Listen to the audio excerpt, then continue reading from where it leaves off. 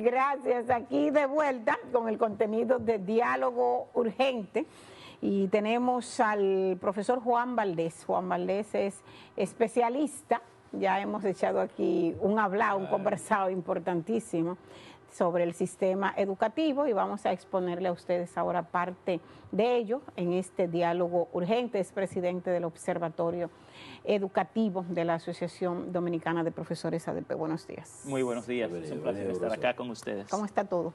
Bueno, nosotros estamos bien, aunque no está bien la educación dominicana. Mire, ¿por qué no está bien la educación dominicana? Viene ya, está fechado para el 26 de agosto, el inicio del año escolar en el sistema público, y nos hablan siempre maravillas y nos anuncian desde un INAVIE, por ejemplo, ahora le van a agregar frutas a la alimentación, a la ración alimenticia de los niños, nos hablan de dotarlos de los uniformes de cabeza a pie, útiles incluidos, todo, o sea, ¿y por qué está mal el sistema? Bueno, nosotros en el Observatorio Educativo Profesor Rafael Santos, que es el observatorio de la Asociación Dominicana de Profesores ADP, en los pasados 4 años hemos realizado 5 investigaciones educativas que revelan que en este momento la educación pública se encuentra en su peor crisis de este siglo. Usted me habla de, por lo menos, la alimentación escolar, y ayer el Congreso aprobó la Ley de Alimentación y Nutrición Escolar que requiere que todas las escuelas puedan generar, producir y cocinar los alimentos en sus centros educativos. Pero, por ejemplo, en este país hoy, solo el 14% de las escuelas públicas tienen cocinas en buen estado. El 36% de las escuelas públicas no tienen cocinas. En términos de comedores acá, más del 70% de las escuelas públicas no tienen comedores y los niños tienen que comer en el aula.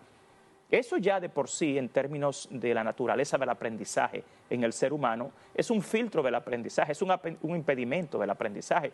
Si te vas a la calidad y a la nutrición de los alimentos que se dan en la escuela pública, darle todos los días a los niños una masita, un pan de agua con un cuartillo de leche, no produce en el cerebro de un niño la cantidad de energía volitiva, psíquica, ni tampoco a nivel sensorial las emociones necesarias para que un niño pueda agotar los procesos cognitivos que conducen al aprendizaje. Por no hablarte de en qué condición se encuentra la infraestructura escolar. Yo le pasé aquí a uno de los técnicos, por ejemplo, el cuadro que te habla sobre la cantidad de aulas que hace falta. Doctor, hoy. Antes de esa parte, que es la parte ya física de las estructuras, en esa aprobación de ayer del Congreso, prohíbe la venta en las escuelas también o colegios de bebidas con azúcares. Claro, y gaseosas. ¿Esto cómo usted lo ve? Yo lo veo muy bien porque te voy a decir algo. Otro de los hallazgos que tenemos acá, para que tú veas la contradicción en este estudio, que se llama Condiciones de Finalización del Año Escolar, es que en las escuelas públicas no hay agua potable. El 40% de los centros educativos no tienen bebederos. El almuerzo escolar no se provee con agua. Los niños tienen que comprar agua. Niños que muchas veces no tienen con qué comprar agua en una escuela pública, porque eso no lo incluye. Mira este cuadro que está en pantalla, por ejemplo. Aquí publicaron que en 21 escuelas públicas hay más haitianos que dominicanos. Pero esas 21 escuelas públicas no son ni matutinas ni vespertinas, son escuelas nocturnas y son escuelas de adultos. Entonces, aquí hay una desinformación enorme en nuestro país sobre el tema educativo. En la Asociación Dominicana de Profesores apelamos a la investigación científica, a que la educación es una ciencia y que las decisiones sobre educación no pueden ser simplemente políticas, ni coyunturales, ni de grupos de intereses. ¿Es lo que ha pasado hasta ahora? Es lo que ha pasado. O sea, aquí, al día de hoy, el Ministerio de Educación, 12 años después, no ha sido capaz de lograr una sola de las metas del Pacto por la Educación. Y tú te ves, fíjate lo que está en pantalla. Por ejemplo, se preguntan por qué hay filas de padres amaneciendo afuera de las escuelas públicas para buscar un cupo. Fíjense ahí, 12 años de déficit de aulas. Aquí debieron construirse, diagnosticado en 2012, 29.600 aulas. Entre 2012 y 2020 solo se construyen 18.300 y en los pasados 4 años solo se construyeron 1.787 aulas. O sea, cuando tú vas a una escuela pública y llevas a un niño a una escuela pública, realmente tú lo estás llevando a un ambiente que no es propicio ni conducente al aprendizaje. ¿Por qué? Por la sobrepoblación escolar. La sobrepoblación áulica, cuando tú tienes un salón diseñado para 25 o 30 niños y tienes que meter 35, 40 y 45, como se da en la mayor parte de las escuelas públicas de la zona urbana, es imposible que un maestro pueda agotar procesos técnico-pedagógicos adecuados que propicien condiciones conducentes al aprendizaje y que un niño tampoco lo pueda llevar. Aquí tratan la educación pública de forma anacrónica, de forma arcaica. ¿En qué sentido esa parte, doctor? Bueno, fíjate algo. El aprendizaje es un fenómeno que se da basado en un binomio que se llama la cognición y la emoción. Si no están las emociones adecuadas y las condiciones medioambientales adecuadas, tú no vas a lograr aprendizaje. Es imposible en el ser humano. Claro. O sea, aquí todavía estamos hablando de una escuela que se llama la escuela prusiana. La escuela se inventa a raíz de toda la convulsión que produjo la Revolución Francesa y que produjo la Ilustración. Pero fue una escuela basada en un modelo militar de obediencia, de reglas, nunca de creatividad. Entonces, lamentablemente todavía aquí tenemos una escuela pública que lo que emula es un concepto de una guardería, donde tú vas y metes a los niños durante 8 horas a hacer lo que puedan. Profesor, perdón, ¿y no ha dado resultado el tema de tanda extendida? La tanda extendida aquí también ha sido un fracaso por el hecho de que no han contratado el personal necesario, ni docentes ni talleristas. No han podido... Mira, después de 2012, que se produjo la reforma curricular, no fue hasta el año 2021 cuando finalmente se pudieron producir los libros de texto adecuados al diseño curricular. Los niños pasaron 9 años sin libros de texto adecuados a su diseño curricular. Encima de eso, cuando Ángel Hernández Pero llega... eso por los intereses que hay siempre en el medio. No, eso es por incompetencia de los ministros de educación en este país, porque si usted lo sabe y yo lo sé, ellos lo saben.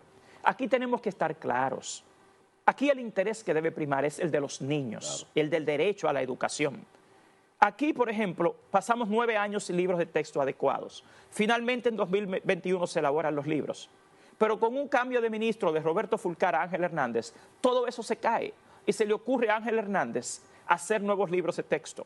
Por el lugar de utilizar expertos para hacerlo, él contrata a un sector afín a él, a las universidades.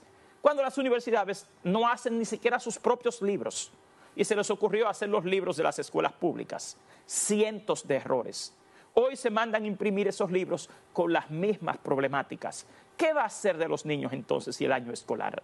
Por no hablarte del otro tema que es la formación y capacitación de los maestros. Pero cuando usted habla de la problemática de los libros con los errores ortográficos aquellos que... No es solamente errores ortográficos, ahí hay errores conceptuales y procedimentales. Sí, claro, claro. La teoría editorial te define el currículo dominicano, tiene contenidos conceptuales, procedimentales y actitudinales.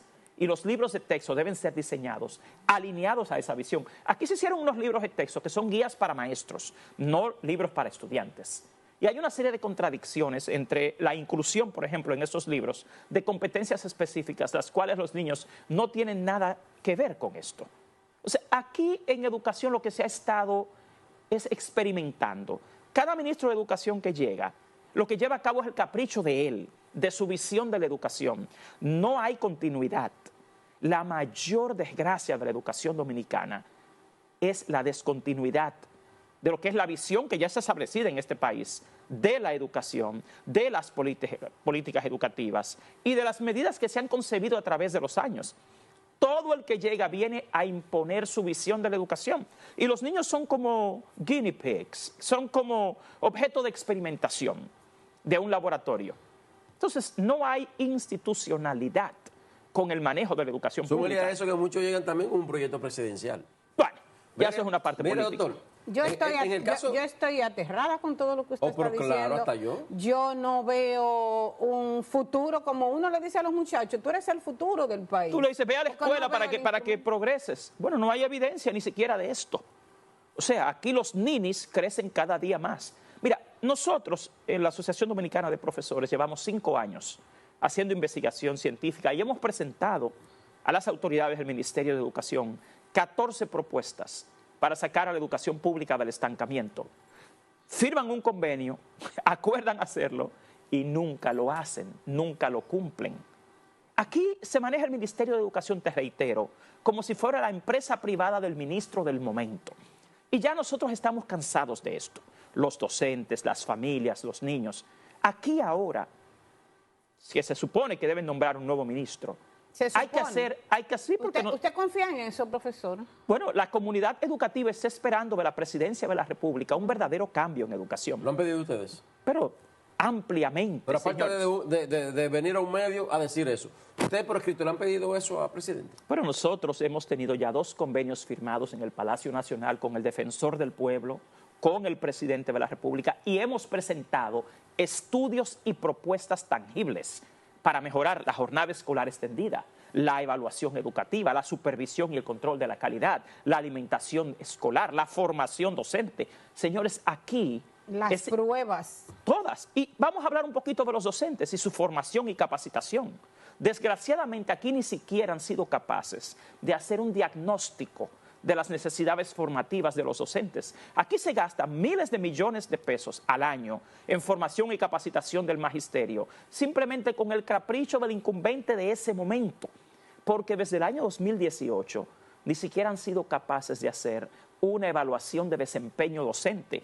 Nosotros llevamos 3 años esperando la evaluación de los docentes. Somos nosotros, el sindicato de maestros, los que estamos exigiendo que se nos evalúe, que se nos haga un diagnóstico y que se nos diga, mire, usted necesita mejorar en esto y esto. Y que entonces el INAFOCAM, que es el Instituto Nacional de Formación y Capacitación del Magisterio, sea capaz de crear programas basados en un diagnóstico de necesidades formativas. Hasta ahora aquí se gastan miles de millones de pesos, de los cuales solo se benefician grupos universitarios y empresas de capacitación, porque los docentes no tienen un diagnóstico. Usted le da un posgrado, una maestría, un doctorado, y cuando investigamos en el observatorio, no existe una correlación entre la capacitación que se da a los docentes y la mejora de los resultados de aprendizaje en la escuela, porque no se basan en un diagnóstico. Este año, en la gestión del ministro Ángel Hernández, han saboteado la evaluación de desempeño docente. Doctor, en la jornada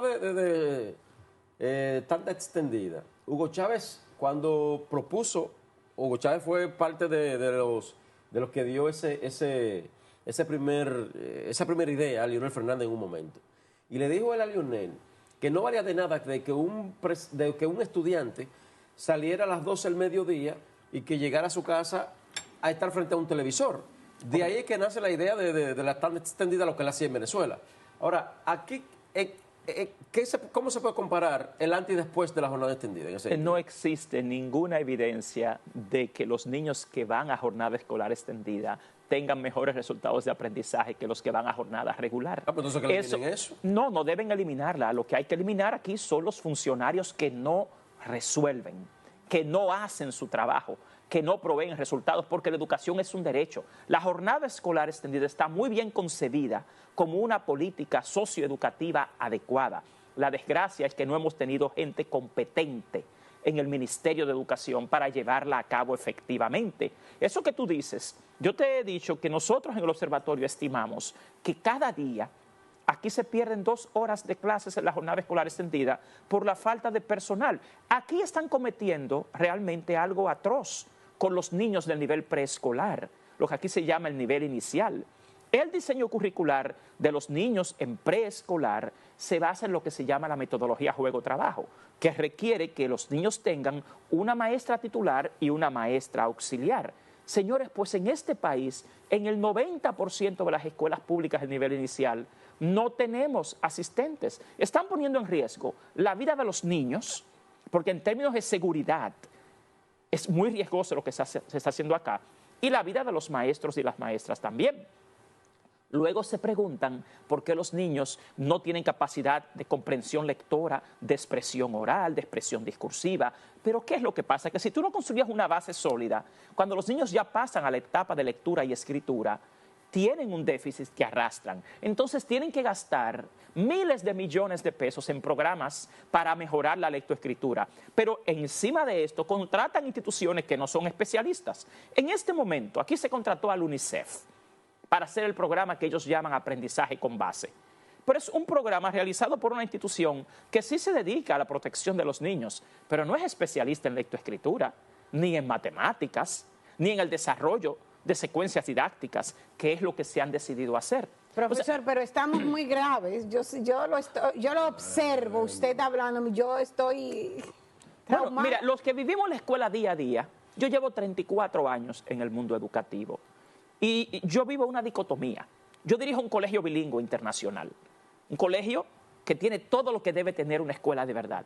Y entonces, ¿Usted está en otra cultura, doctor, también? no, el derecho a la educación es universal y aquí hay un solo currículo. Ojo, los niños pobres tienen el mismo derecho que tienen los hijos de los ricos de este país a recibir una educación. Sí, estamos de Entonces, acuerdo. cuando yo veo que la escuela pública tiene el mismo currículo que tiene un colegio que tienen los hijos de los ricos y no tienen derecho a lo más básico, por favor, a los que estamos metidos día a día en la escuela pública, pero también conocemos el otro lado de la moneda, que son las escuelas de élite de este país, no nos digan que los niños de los pobres no tienen derecho a recibir la misma calidad de educación que los demás. ¿Por qué aquí nadie que tiene recursos manda a sus hijos a las escuelas públicas? ¿Por qué ninguno de esos funcionarios que te dicen que las escuelas están bien?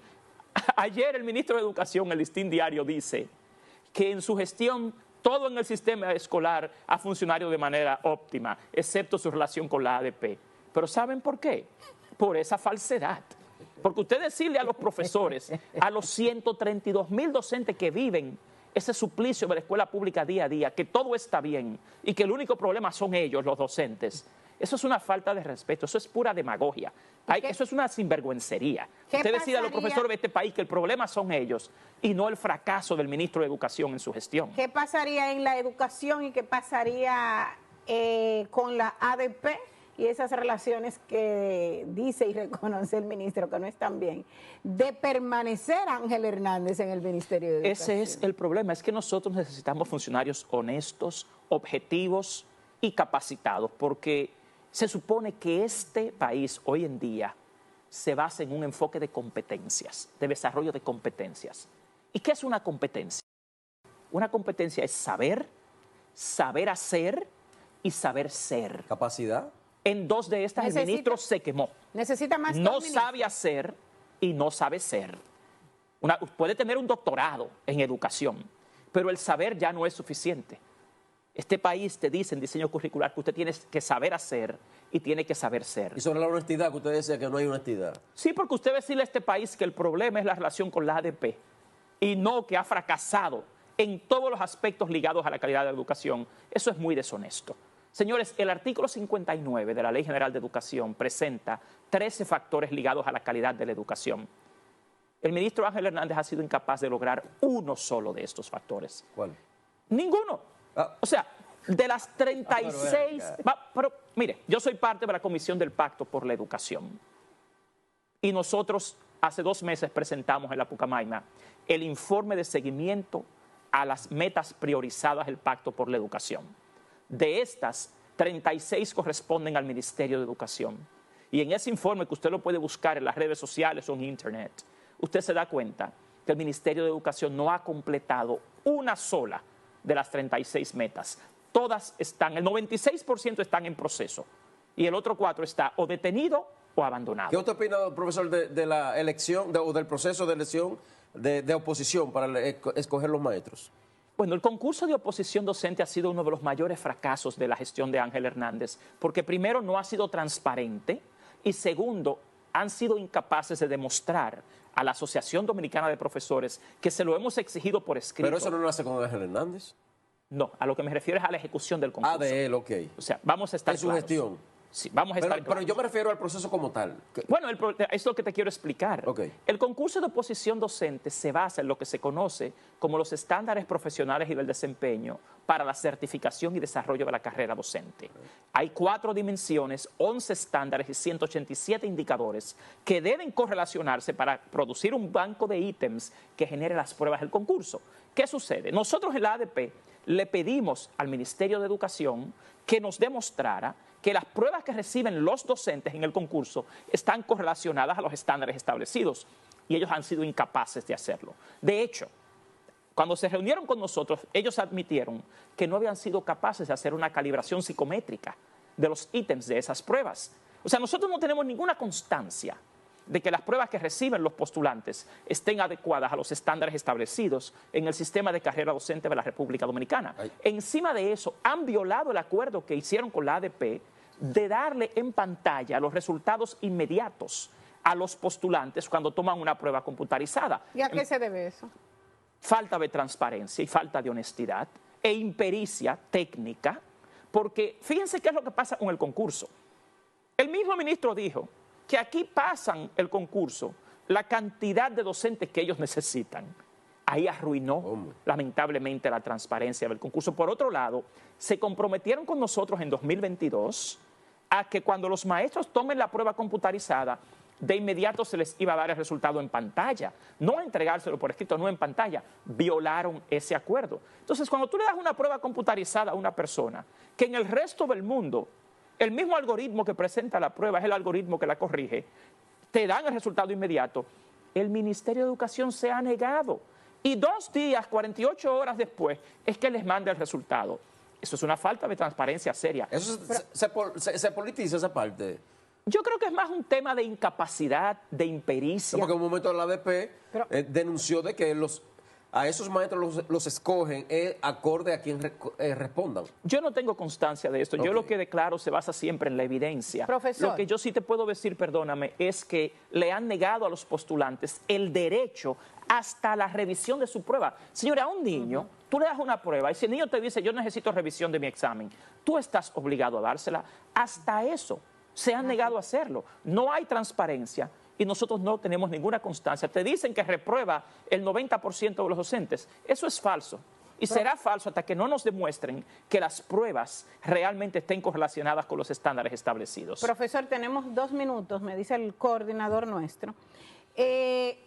Ya me resta preguntarle, ¿cómo usted considera que debe funcionar? ¿Qué se necesita en el MINER para que funcione? ¿Se necesita más que un ministro? ¿Se necesita alguien que acompañe a un hombre o mujer ministro? Mire, nosotros entendemos que hace falta un ministro en el ministerio que sea capaz de conciliar a todos los sectores, no de enfrentarlos como ha hecho Ángel Hernández, que sea capaz de tener la humildad intelectual de escuchar a todos los actores del sistema educativo y conjugar un plan nacional para una vez y por todas mejorar la educación dominicana, que no tenga conflictos de intereses como los tiene Ángel Hernández, siendo de un sector universitario y ha privilegiado casi todas las acciones de su gestión al sector universitario, que sea capaz de resolver, de realizar los proyectos y no de simplemente basarse en la propaganda y la publicidad para querer venderle a este país una mentira, una escuela pública que no existe y que sea capaz de mejorar el gasto.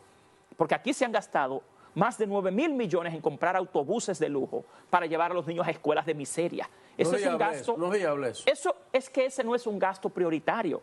Una escuela pública que no tiene buen mobiliario, no tiene buena ventilación, no tiene agua potable, no tiene buenos recursos para el aprendizaje, no tiene un buen sistema de supervisión y control de la calidad, no tiene buen manejo de los recursos humanos, no tiene buenos resultados de aprendizaje. ¿Cómo la prioridad va a ser comprar guaguas? Doctor, la fusión del MESIT y educación, ¿cómo usted la ve? No debe fusionarse el MINER y el MESIT, son 2 mundos totalmente distintos. El MESIT apenas tiene un presupuesto promedio en los pasados 4 años de 18.000 millones de pesos, que es inferior al de 2 de los institutos. Fíjense lo que está en pantalla.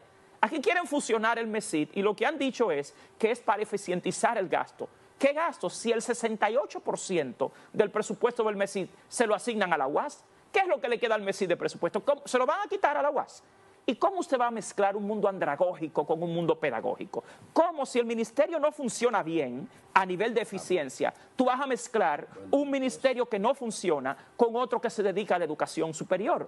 Ahí no se eficientiza ni la calidad ni el gasto. Eso es una patada voladora. Estamos graves y los pronósticos devastadores. Bueno, esperamos un nuevo ministro que sea capaz de escuchar, de conciliar. ¿Quién será ese, doctor? Nosotros estamos apostando a que el ministro de este país sea alguien, te reitero, que sea capaz de conciliar y que tenga humildad intelectual, que venga a resolver los problemas de la educación y que el gobierno esté dispuesto a escuchar a los docentes que son, después de los estudiantes, el actor más importante del sistema educativo. ¿Pero tiene un nombre usted de ese ministro? Nosotros no apostamos a nadie en particular, aunque entendemos en este momento que quien debe ir al ministerio tiene que ser alguien que conozca la escuela pública y la clase docente. Por ejemplo. Que no venga a enfrentar a los docentes, sino a unirse a los docentes para poder desarrollar este país. Y le proponemos al presidente de la República un nuevo pacto, un pacto integrado, que haya una sola línea de acción en este país,